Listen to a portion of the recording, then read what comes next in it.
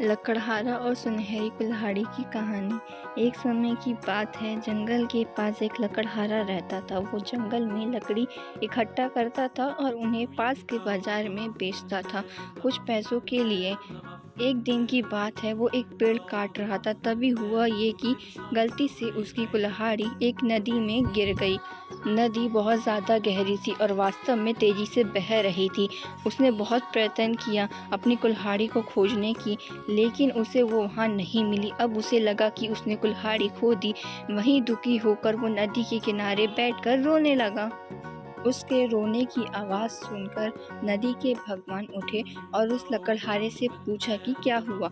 लकड़हारे ने उन्हें अपनी दुखद कहानी बताई। नदी के भगवान को उस लकड़हारे के ऊपर दया आई और वो उसकी मेहनत और सच्चाई देखकर उसकी मदद करने की पेशकश की। वो नदी में गायब हो गए और एक सुनहरी कुल्हाड़ी, लेकिन लकड़हारे ने कहा कि यह उसका नहीं है। वो फिर से गायब हो गए और वापस आए, लेकिन इस बार भी लकड़हारे ने कहा कि यह कुल्हाड़ी उसका भी नहीं है। अब नदी के भगवान पानी में फिर गायब हो गए और अब की बार वो एक लोहे कुल्हाड़ी के साथ वापस आ गए।